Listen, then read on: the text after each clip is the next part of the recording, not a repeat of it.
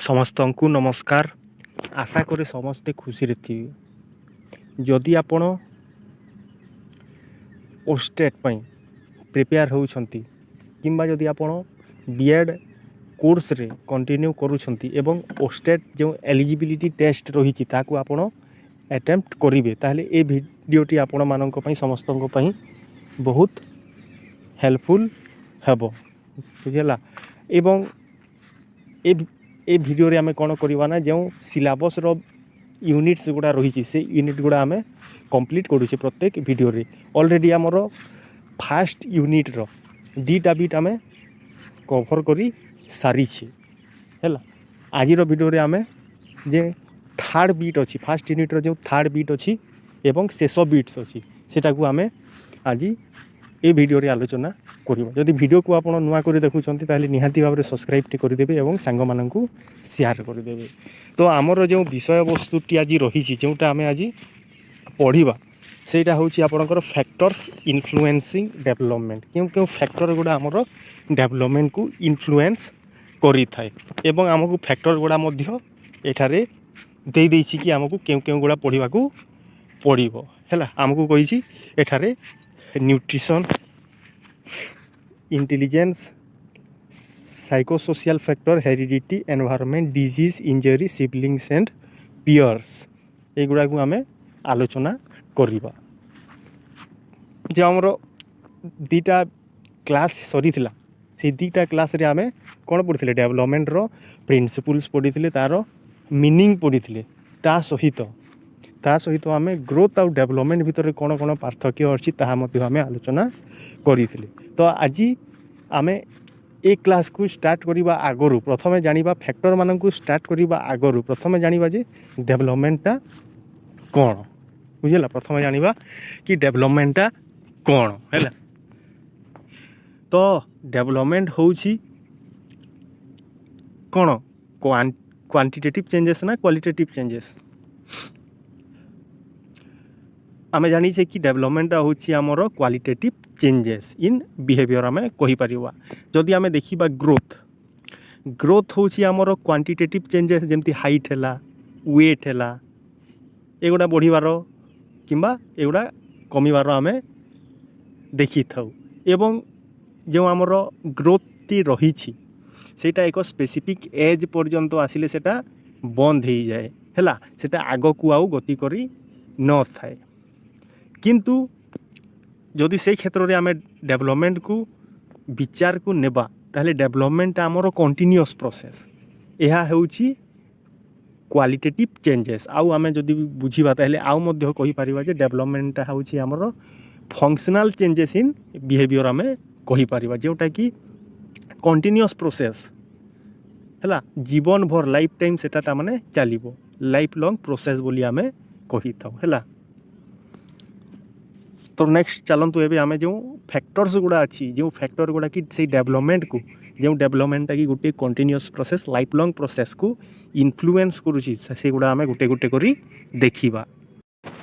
तो आमे से फैक्टर गुड़ा देखिबा आगरु डेवलपमेंट विषय रे ब्रीफली किछि जानि पकेबा हैला। देखंतु एठारे कुहा हिची development refers to systematic changes कोन systematic changes which leads an individual from dependency to self-reliance throughout his lifetime, it going from to tomb ता माने डेवलपमेंट गोटे होउची आपनकर सिस्टमैटिक चेंजेस हैला। सिस्टमैटिक चेंजेस रु आपण आउटे जिनिस एठारे रिकॉल करि परिबे मने पकई परिबे कि आमे जते बेले डेवलपमेंट रो प्रिंसिपल्स पढुतिले सेही टाइम रे आमे देखिथिले गोटे प्रिंसिपल्स को एटा केमती जाय जनरल टू स्पेसिफिक गति करि थाए हैला। जनरल टू स्पेसिफिक हमरो गति करि थाए। तो एटा होउची कोन गोटे सिस्टमैटिक चेंजेस जेउटा कि कोन करि थाए हमकु डिपेंडेंसी टू सेल्फ रिलायंस आडा को हमकु नै थाए डिपेंडेंसी टू सेल्फ रिलायंस आडा को हमकु नै थाए हैला थ्रू आउट लाइफ टाइम। सेति पई तो आमे एटा को कहूची कि एटा life long process continuous process बोली कहूची। एटा ग्रोथ भलिया एक स्पेसिफिक एज को पहुंची कि बंद होई न थाए सेटा ता माने जीवन भर चालू रहिबो। तापर तले आउ किसी दिखाई कि जहाँ एवं आम बुझिले कि डेभलपमेंटा गोटे कंटिन्यूअस प्रोसेस जोटा क्या निजर परिसर भितर रखुची ना ग्रोथ मैच्यूरेशन एवं लर्निंग को से निजर परिसर भितर इनक्लूड करके रखुची है। तो एबे से गोटे गोटे आम फैक्टर्स गुड़ा देखा। फास्ट फैक्टर हूँ आमर न्यूट्रिशन है।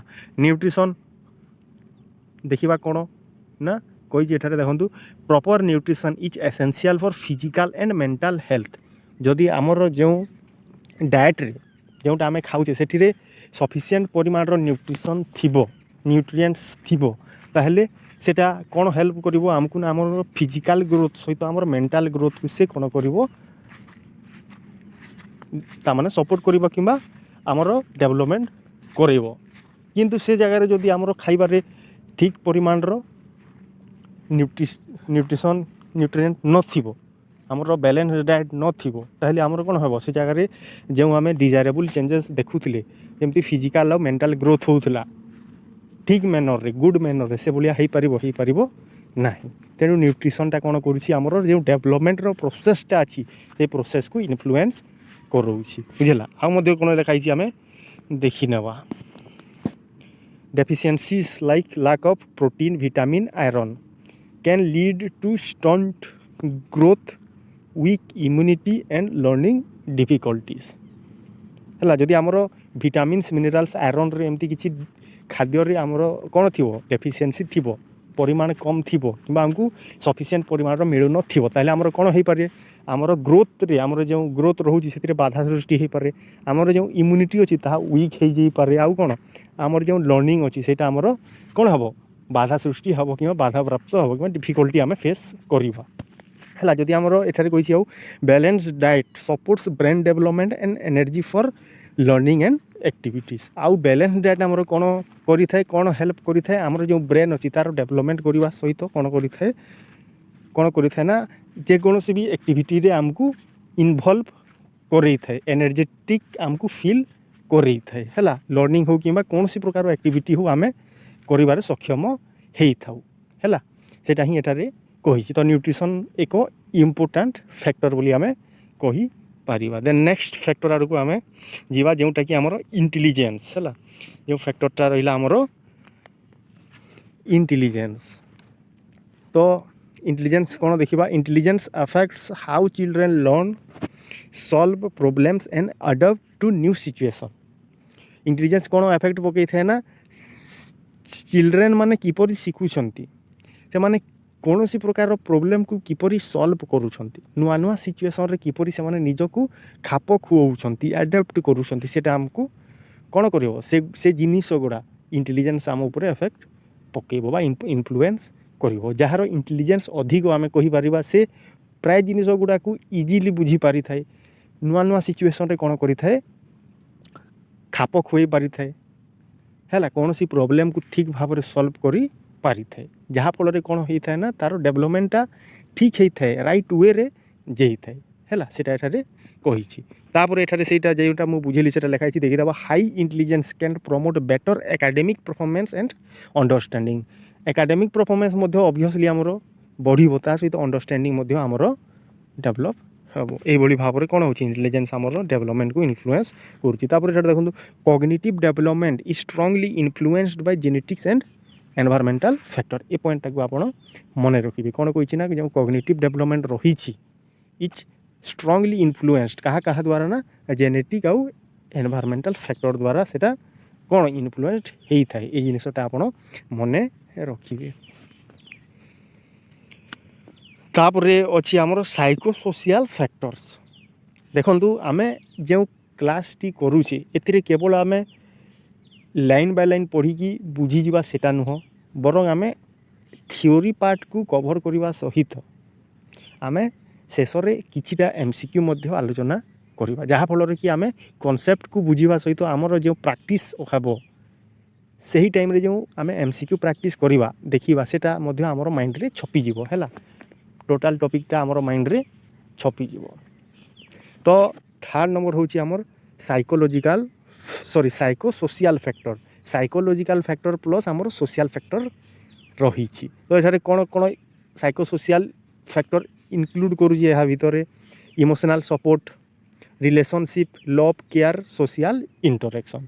जदि आमे सोसाइटी रे गोटे शिशु को किसी साइकोलॉजिकली आमे सपोर्ट करवा, इमोशनली सपोर्ट करवा, तार गुड रिलेशनशिप बिल्ड करवा, लव केयर एवं कौन करवा, लव केयर प्रदान करवा किमा ताकू एपरी गोटे एनवायरनमेंट प्रदान करवा जोठारे कि से अन्य मानक सहित इंटरेक्शन कर पारुथबो, निजर जो व्यूज पॉइंट अच्छी आइडिया गुड़ा को से एक्सप्रेस कर पारुथबो, ताहले कौन हम शिशुर डेवलपमेंटा ठीक परिमाण रे हबो एवं ठीक वे रे चलिबो हैला। जदि से क्षेत्र रे आमे व्याहत करिबा, जदि हिंड्रेंस सृष्टि करिबा किमा बाधा सृष्टि दबा, ताहले हमर जो डेवलपमेंट आमे हेबो बोली आशा करूथिले, प्रेडिक्ट करिथिले, सेटा ही हबो नहीं। तो साइको सोशल फैक्टर्स मध्य आमर बहुत गुरुत्वपूर्ण। एटा कौन इनक्लूड करुछि, emotional support, relationship, love care, social interaction. तापर एटारे कहिछि a nurturing environment build confidence and emotional security.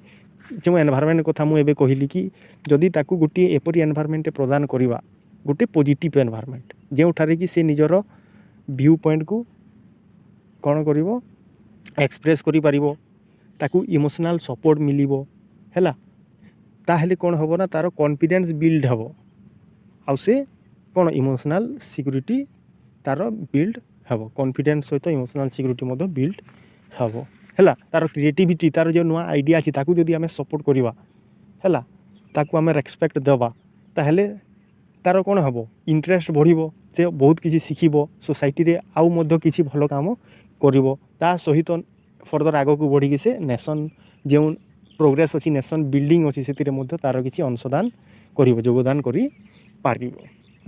तापर एठारे आउ मध्य कहिछि देखि पारिबे आपण कि नेगेटिव एक्सपीरियंसेस लाइक नेग्लेक्ट और abuse can hinder healthy development. किंतु जदि आमे से सोसाइटी रे एनवायरनमेंट ताकू इमोशनली किसी सपोर्ट करबा नहीं, कोऑपरेशन करबा नहीं, ता छडा तार जो व्यू पॉइंट अच्छी, आइडिया अच्छी, ताकू आमे कंजर्व कर देबा हैला, ताकू आमे एक्सप्रेस करबा को देबा नहीं, ताहले कोन हो तार डेवलपमेंटा हेल्दी वे रे हेई पारिबो नहीं। नेक्स्ट होउची हेरिडिटी, जेनेटिक्स हैला, जोटा कि हमर पेरेंट्स मानक ठारू आम पाकू आसी थाए हैला। एठी आमे इंटेलिजेंस को मध्य इनक्लूड करि थाउ, तापर जो हमर आउ कोन अछि हमर जो height, weight, eye colour, skin, एगुड़ा मध्य एठी आमे इनक्लूड करि थाउ। जेमति कहि जेति genes from parents determine physical traits हैला, कौन कौन डिटरमाइन करता हमर हाइट, स्किन कलर, एगुड़ा सब डिटरमाइन करि थाए। एंड ऑल्सो इन्फ्लुएंस इंटेलिजेंस, मुझे कहूँ इंटेलिजेंस को मध्य इन्फ्लुएंस करिवो heredity, temperament, some health condition को मध्य हेरिडिटी कौन करिवो इन्फ्लुएंस करिवो हैला। तापर आउ कोन कहिछि हेरिडिटी डिसऑर्डर्स और जेनेटिक कंडीशंस में अफेक्ट फिजिकल और मेंटल डेवलपमेंट। जदि पेरेंट्स मानक ठारू हेरिडिटी द्वारा किसी जदि आम पाकू एपरी किसी डिसऑर्डर पळे आसीछि किंबा एपरी किसी कंडीशन पळे आसीछि जोटा कि आमर कौन करुछि, आमर जो डेवलपमेंट को कौन करुछि, बाधा सृष्टि करुछि, सॉरी आमर किसी भी जदि एक्टिविटी हो कि किसी भी फिजिकल हो किंबा मेंटल हो को आमर बाधा सृष्टि करुछि किंबा आमको अटकाउछि, ताहले आमर जो डेवलपमेंटा हेबो सेटा ठीक हेबो ना भूल भाव रे हेबो, ठीक प्रोसेस जीवो ना भल खराब प्रोसेस रे आगो बढ़िबो। आमे कहिबा हेल्दी हे पारिबोनी हैला, डेवलपमेंटा बाधा सृष्टि हेबो। तेणु हेरिडिटीटा मध्य आमर जो डेवलपमेंट अच्छी ताकू बहुत इन्फ्लुएंस करि थाए बोली आमे कहि पारिबा, जोटा कि आमर पेरेंट्स मानक ठारू आम पाकू आसी थाए। केवल आपण एते ही मने रखी थांतु एवं सेटा को आमे अटकई पारिबा नाही। तापर जो एनवायरनमेंट रो कथा इजिली आपण माने जानिबे, जदि ठीक एनवायरनमेंट रे, फ्रेंडली एनवायरनमेंट रे शिशु को छाड़ी दवा, एपरी एनवायरनमेंट क्रिएट करिबा, एपरी सराउंडिंग्स क्रिएट करिबा जोठारे कि से निजर आइडिया को ठीक भाव में एक्सप्रेस करुछि,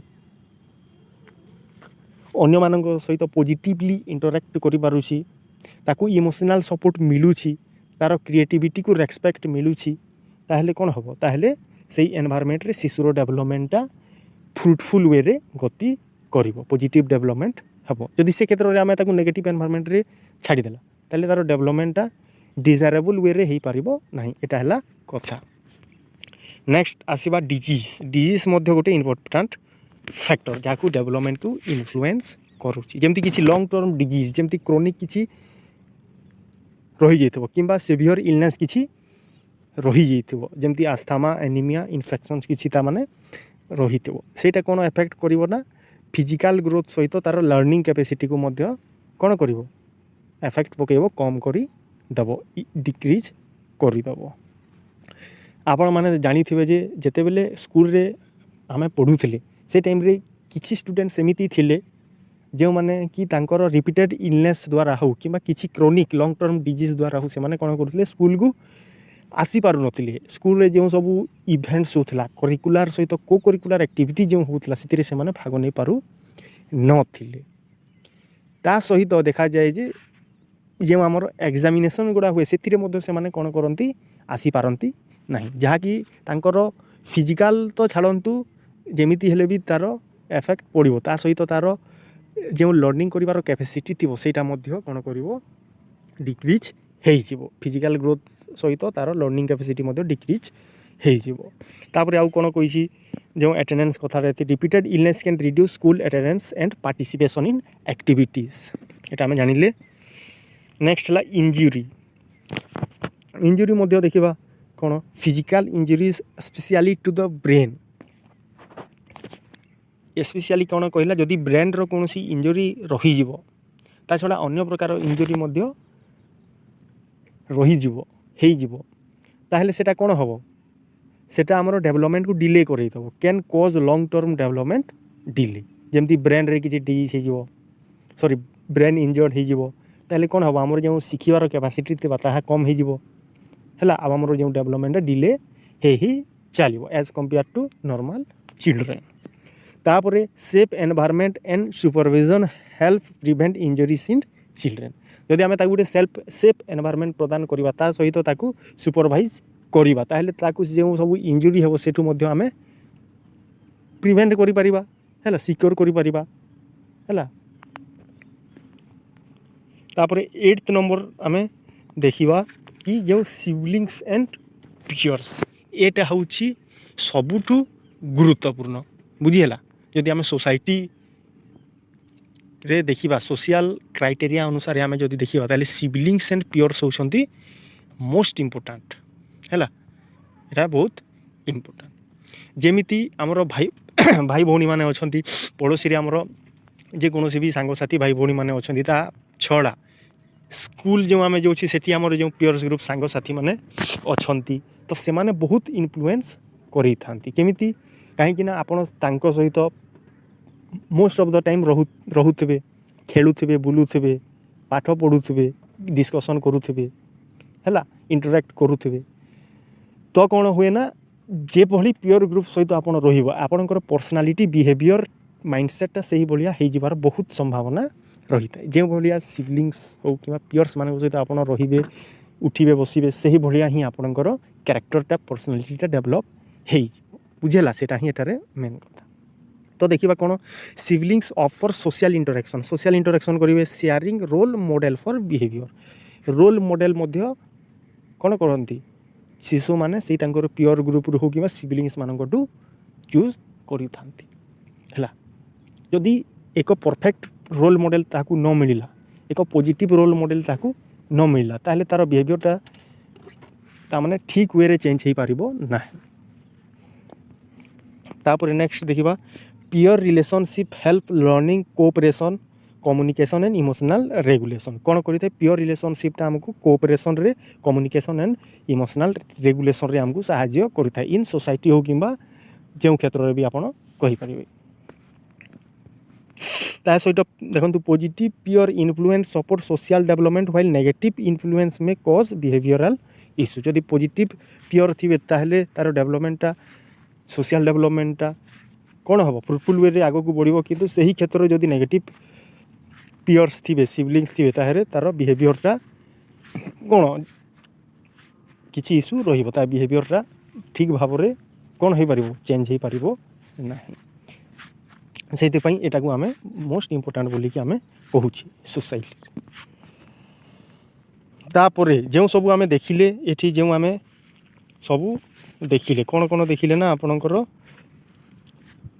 ଫ୍ୟାକ୍ଟର୍ସ ଗୁଡ଼ା ଯେଉଁ ଦେଖିଲେ ତ କେବଳ ଗୋଟିଏ ଫ୍ୟାକ୍ଟର ହିଁ ଆପଣଙ୍କର ଡେଭଲପମେଣ୍ଟକୁ ଇନଫ୍ଲୁଏନ୍ସ କରିନଥାଏ ବରଂ ତାଙ୍କ ମଧ୍ୟରେ କ'ଣ ରହିଛି ଇଣ୍ଟରଲିଙ୍କ ରହିଛି, ସେମାନେ ପରସ୍ପର ମଧ୍ୟରେ ଇଣ୍ଟରାକ୍ସନ୍ କରୁଛନ୍ତି, ତାଙ୍କ ଭିତରେ ରିଲେସନ୍ ରହିଛି। ଯେମିତି ଉଦାହରଣଟେ ଦେବି, ଯଦି ଆମେ ଗୋଟିଏ ଶିଶୁକୁ ଗୋଟେ ପଜିଟିଭ୍ ଏନ୍ଭାରମେଣ୍ଟରେ ଛାଡ଼ିଦେଲେ, ଯେଉଁଠାରେ କି କ'ଣ ତାକୁ ସବୁ ପ୍ରକାର ସୁବିଧା ମିଳିଲା, ଇମୋସନାଲ୍ ସପୋର୍ଟ ଠାରୁ ତାକୁ କୋଅପରେସନ୍ ମଧ୍ୟ, ତା ସହିତ ତା'ର ଯେଉଁ କ୍ରିଏଟିଭିଟିକୁ ମଧ୍ୟ ପ୍ରୋତ୍ସାହନ କରାଗଲା, ମୋଟିଭେଟ୍ କରାଗଲା, ତା'ର ଆଇଡ଼ିଆମାନଙ୍କୁ ରେସ୍ପେକ୍ଟ ଦିଆଗଲା। କିନ୍ତୁ ଯଦି ଦେଖିବା ସେହି କ୍ଷେତ୍ରରେ କ'ଣ ହେବ, ଯଦି ସବୁ ତାକୁ ଆମେ ସପୋର୍ଟ ଦେଇଦେଲେ ତାହେଲେ ତା'ର ଡିଜାଇରେବୁଲ୍ ଚେଞ୍ଜେସ୍ ହେବ ହେଲା। ଯଦି ସେହି କ୍ଷେତ୍ରରେ ଯଦି ଆମେ ବିଚାର କରିବା କି ଗୋଟିଏ ଶିଶୁକୁ ସେହିଭଳିଆ ଗୋଟିଏ ଏନ୍ଭାରମେଣ୍ଟରେ ଛାଡ଼ିଦେଲେ, କିନ୍ତୁ ତାକୁ କିଛି ବି ସପୋର୍ଟ, ଇମୋସନାଲ୍ ସପୋର୍ଟ ଦେଲେନି, ଇମୋସନାଲ୍ ସିକ୍ୟୁରିଟି ପ୍ରୋଭାଇଡ଼ କରିଲେ ନାହିଁ, କିମ୍ବା ତା'ର ଯେଉଁ କ୍ରିଏଟିଭିଟିକୁ ଆମେ ମୋଟିଭେଟ୍ କରାଇଲେନି, ରେସ୍ପେକ୍ଟ ଦେଲେନି, ତା'ର ଭ୍ୟୁ ପଏଣ୍ଟକୁ ରେସ୍ପେକ୍ଟ ଦେଲେନି, ତା'ର ନ୍ୟୁଟ୍ରିସନ୍ ଉପରେ ଆମେ ଧ୍ୟାନ ଦେଲେ ନାହିଁ, ଠିକ୍ ପିୟର ଗ୍ରୁପ୍ସ ତାକୁ ମିଳିଲା ନାହିଁ, ତାହେଲେ କ'ଣ ହେବ, ପଜିଟିଭ୍ ଏନ୍ଭାରମେଣ୍ଟ ଥିଲେ ମଧ୍ୟ ତା'ର ଡେଭଲପମେଣ୍ଟଟା ଠିକ୍ ହେଇପାରିବ କି ହେଇପାରିବ ନାହିଁ। ତା ଛଡ଼ା ଆଉ ଗୋଟେ ଯଦି ଉଦାହରଣ ଆମେ ନେବା ହେଲା, ତ ମନେ କରନ୍ତୁ କି ଗୋଟିଏ ଶିଶୁର ଇଣ୍ଟେଲିଜେନ୍ସଟା ଅଧିକ ହେଲା। ଇଣ୍ଟେଲିଜେନ୍ସକୁ କିଏ ଇନଫ୍ଲୁଏନ୍ସ କରୁଛି, ଆମର ହେରିଡ଼ିଟି ଆଉ ଏନ୍ଭାରମେଣ୍ଟ ହେଲା। ତ ଇଣ୍ଟେଲିଜେନ୍ସ କ'ଣ ହେଇଛି, ପୁରା ହାଇ ଅଛି, କିନ୍ତୁ ଆମେ ତାକୁ ପଜିଟିଭ୍ ଏନ୍ଭାରମେଣ୍ଟ ପ୍ରଦାନ କରିଲେ ନାହିଁ, ଠିକ୍ ରିସୋର୍ସ ଆମେ ତାକୁ ପ୍ରଦାନ କରିଲେ ନାହିଁ, ସେ ସୋସାଇଟିରେ ଠିକ୍ ପିୟର୍ସ ଗ୍ରୁପ୍ ସିବଲିଙ୍ଗସ୍ ପାଇଲା ନାହିଁ, ତାହେଲେ ତା'ର ହାଇ ଇଣ୍ଟେଲିଜେନ୍ସ ଥିଲେ ମଧ୍ୟ ତା'ର ଡେଭଲପମେଣ୍ଟଟା ଡିଜାଇରେବୁଲ୍ ୱେରେ ହେଇପାରିବ ନାହିଁ ହେଲା। ସେହି କାରଣରୁ ସବୁ ଫ୍ୟାକ୍ଟର ଗୁଡ଼ାକ ନିଜ ନିଜ ଭିତରେ ରିଲେସନସିପ୍ ସୃଷ୍ଟି କରିଛନ୍ତି, ଇଣ୍ଟରାକ୍ଟ କରୁଛନ୍ତି, ଇଣ୍ଟରଲିଙ୍କ ସୃଷ୍ଟି କରିଛନ୍ତି। ଏଇଟା ଆପଣ ମନେ ରଖିବେ। ତଥା ଏଠିରେ ଦେଇଛି ନୋଟ୍ରେ ଦେଖନ୍ତୁ କ'ଣ କହିଛି, these factors interact with each other, ନିଜ ନିଜ ମଧ୍ୟରେ ଇଣ୍ଟରାକ୍ଟ କରୁଛନ୍ତି। ଯେମିତି for example, a child with good gene heredity, ତା'ର ହେରିଡ଼ିଟି ଠିକ୍ ଅଛି, ଜିନ୍ ଠିକ୍ ଅଛି, ତଥାପି କ'ଣ still need proper nutrition and a supportive environment to reach their full potential. ତା'ର ଫୁଲ୍ ପୋଟେନ୍ସିଆଲ୍ ପହଞ୍ଚିବା ପାଇଁ କ'ଣ ତାକୁ ସପୋର୍ଟ ଦରକାର ହେଲା, ନ୍ୟୁଟ୍ରିସନ୍ ଦରକାର ହେଲା, ଗୋଟେ ପଜିଟିଭ୍ ଏନ୍ଭାରମେଣ୍ଟ ଦରକାର। ହୁଏତ ତା'ର ଜିନ୍ର ତା'ମାନେ ଭଲ ଥାଇପାରେ, ଇଣ୍ଟେଲିଜେନ୍ସ ଭଲ ଥାଇପାରେ, ହେରିଡ଼ିଟି ଠିକ୍ ଥାଇପାରେ, ଯାହା ଆମର ପ୍ୟାରେଣ୍ଟସ୍ମାନଙ୍କଠୁ ଆସିଛି, ତଥାପି ଆମେ ସେମିତି ତାକୁ ଛାଡ଼ିଦେଲେ ତା'ର ଡିଜାଇରେବୁଲ୍ ୱେରେ ଡେଭଲପମେଣ୍ଟଟା ହେବ ନାହିଁ, ତାକୁ ପ୍ରପର୍ ନ୍ୟୁଟ୍ରିସନ୍ ଦରକାର, ସପୋର୍ଟିଭ୍ ସୋସାଇଟି ଏନ୍ଭାରମେଣ୍ଟ ତାକୁ ଦରକାର, ତାହେଲେ ସେ କ'ଣ ହେବ ନା, ତା'ର ଯେଉଁ ଫୁଲ୍ ପୋଟେନ୍ସିଆଲ୍ ପର୍ଯ୍ୟନ୍ତ ସେ ପହଞ୍ଚି ପାରିବ, ତା'ର ଡେଭଲପମେଣ୍ଟଟା ପିକ୍କୁ ପହଞ୍ଚିବ ହେଲା। ସେଥିପାଇଁ ଏଠାରେ ମୁଁ କହିଲି କି ସେମାନେ ନିଜ ନିଜ ମଧ୍ୟରେ କ'ଣ ଇଣ୍ଟରାକ୍ଟ ସୃଷ୍ଟି କରୁଛନ୍ତି। ତାପରେ ଏଠାରେ ଆମର ଯେତେ ସବୁ ଡିସ୍କସନ୍ ଥିଲା, ଥିଓରି ପାର୍ଟଟା ଥିଲା, ସେଇଟା ସରିଯାଇଛି। ବର୍ତ୍ତମାନ ଆମେ ଦେଖିବା କିଛି MCQ ଆମେ ଆଲୋଚନା କରିବା। ତ ଫାର୍ଷ୍ଟ ଦେଖନ୍ତୁ, ଫାର୍ଷ୍ଟ MCQ କ୍ୱେଶ୍ଚନଟା ଯାହା ରହିଛି, which of the following is a biological factor influencing development, କେଉଁଟା ଗୋଟେ ବାୟୋଲୋଜିକାଲ୍ ଫ୍ୟାକ୍ଟର ଯାହାକି ଡେଭଲପମେଣ୍ଟକୁ ଇନଫ୍ଲୁଏନ୍ସ କରୁଛି। ବାୟୋଲୋଜିକାଲ୍ ଫ୍ୟାକ୍ଟର ମାନେ କ'ଣ, এটা আমার হেরিডিটি রিলেটেড ফিজিকাল কইদেলা বেলে আপনার কোণ করবে নিউট্রিশনকু ধরিবে। তো বায়োলোজিকাল ফ্যাক্টর কইদেলা মানে আপনার ডাইরেক্টলি যাবে হেরিডিটি কিংবা জেনেটিক্স উপরকু। তো আমার অপশন সি হয়ে যাব করেক্ট। আমি যেতবেলে বি এমসিকিউ করুছে স্পেশালি পেডাগোগি আমি ଆମକୁ କ'ଣ ହେଲ୍ପ କରିଥାଏ ନା ଏଲିମିନେସନ୍ ମେଥଡ଼ଟା ଆମକୁ ମୋଷ୍ଟ ଅଫ୍ ଦ ଟାଇମ୍ ଆମକୁ ହେଲ୍ପ କରିଥାଏ। ତ ଆମେ ଚେଷ୍ଟା କରିବା କି ପ୍ରତ୍ୟେକ କ୍ୱେଶ୍ଚନ୍ରେ ଆମେ କିପରି ଭାବରେ ଆମେ ଏଲିମିନେସନ୍ ମେଥଡ଼କୁ ୟୁଟିଲାଇଜ୍ କରିପାରୁଛେ ଏବଂ ଆନ୍ସର୍ କାଢ଼ି ପାରୁଛେ। ଏବଂ ଯେଉଁ ଆନ୍ସର୍ଟା ଆପଣଙ୍କୁ କ୍ଲିଅର୍ ଜଣାପଡ଼ୁଥିବ ତ ସେଇଟା ଆପଣ ଆରାମସେ କ୍ଲିକ୍ କରିଦେବେ।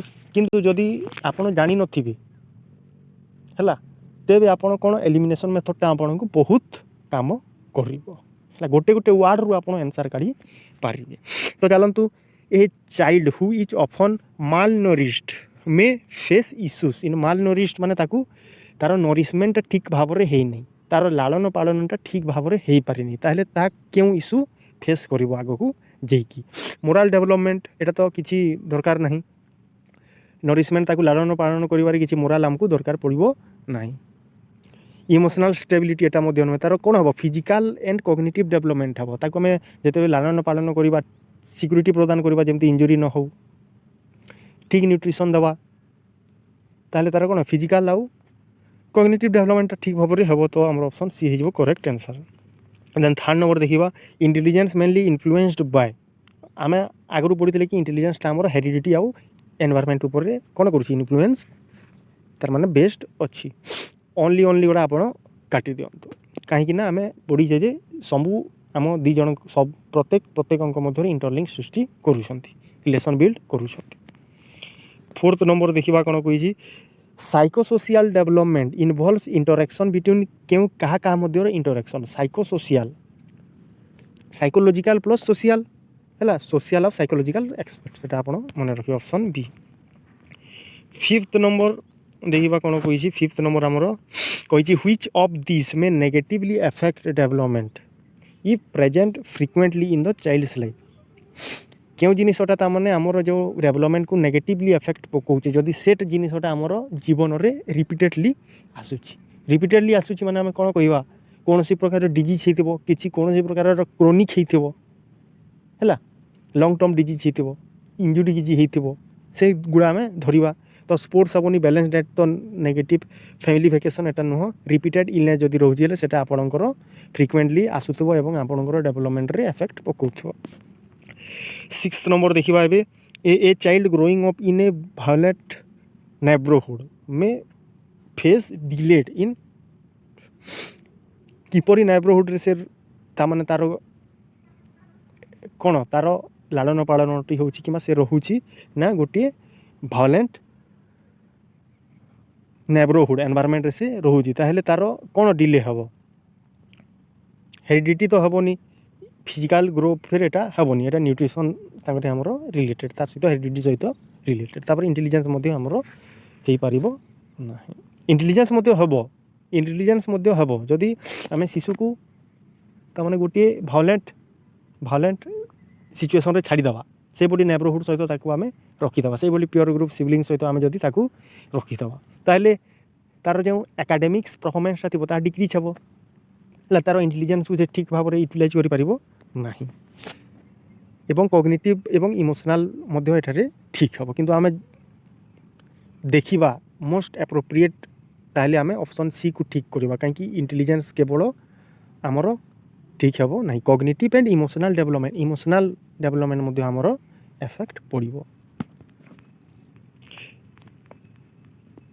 इंटेलिजेंस आमर कॉग्निटिव सहित रिलेटेड एवं एठारे इमोशनल कहीदे माने सेटा आम क्लिक करवा सेवेंथ नंबर देखो which factor directly affects brain development during early childhood brain development को कही तो ताहले आपण ब्रेनटा कौन फिजिकल टाइप जीव ताहले आम न्यूट्रिशन को बाछिबा नहले हेरिडिटी तो एठारे केवल न्यूट्रिशन अच्छे आप न्यूट्रिशन को क्लिक करेंगे देन एट्थ नंबर देखा कौन कही a child with a genetic disorder is primarily affected in which domain जदि किसी जेनेटिक डिसऑर्डर रही ताहले तार क्यों क्षेत्र में तार क्यों डोमेन रे इफेक्ट पड़ो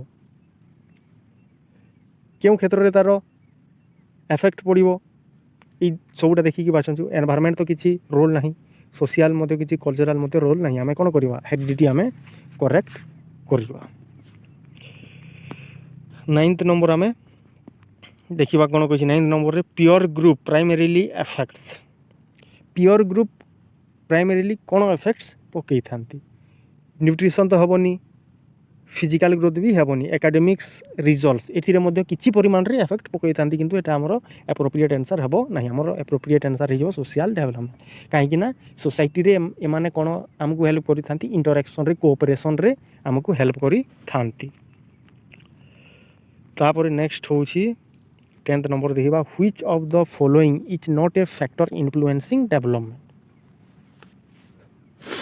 which of the following is not a factor influencing development क्योंटा तामाने फैक्टर नुह बोली आमको कही क्लाइमेट चेंज आम नुह पढ़ीजे एगुड़ा सब आम पढ़े क्लाइमेट चेंजटा भर नुह 11th नंबर देखा the ability of a child to learn quickly is most closely related to କୌଣସି ଜିନିଷଟାକୁ ସେ କୁଇକଲି ଧରିପାରୁଛି ଶିଖିପାରୁଛି। ତ ଆମେ କ'ଣ କହିବା ହାଇଟ୍ର କିଛି ରୋଲ୍ ନାହିଁ, ଏନଭାରମେଣ୍ଟ ଗୁଡ୍ ହ୍ୟାବିଟ୍ର କିଛି ନୁହେଁ, ଆମର ଇଣ୍ଟେଲିଜେନ୍ସ ତାର ଅଧିକ ହାଇ ଇଣ୍ଟେଲିଜେନ୍ସ ଅଛି, ସେଥିପାଇଁ ସେ କୌଣସି ଜିନିଷକୁ ଠିକ୍ ଭାବରେ ଧରିପାରୁଛି। ତାପରେ ନେକ୍ସଟ ଦେଖିବା ଆମେ 12 which factor promotes emotional security in children. Emotional security क्यों फैक्टरटा आमको क्यों फैक्टरटा आमर इमोशनल सिक्योरिटी को प्रमोट करुच्ची। न्यूट्रिशन सहित इमोशनल कौन लिंक ना, फिजिकल एक्सरसाइज सहित इमोशन किसी लिंक ना, प्योर प्रेशर एते तामाने आमर एप्रोप्रिएट नुह। आमर मेन हो आमर psycho social support, psycho social रे आमर प्योर सिबलिंग से गुड़ा मध्य इनक्लूड है society plus psychological factors. 13th number देखिबा कोन कहिछि a clean resource rich classroom environment mainly supports. गोटे क्लीन आउ रिसोर्स रिच क्लासरूम आमको केउथि पई सपोर्ट करिथाय, से बोली एनवायरनमेंट आमको केउथि पई सपोर्ट करिथाय। हेरिडिटी पई नुह, फिजिकल डेवलपमेंट पई नुह, एनवायरनमेंटल अवेयरनेस नुह, हमर ऑप्शन सी देखंतु कॉग्निटिव डेवलपमेंट हमर हेइ जिवो।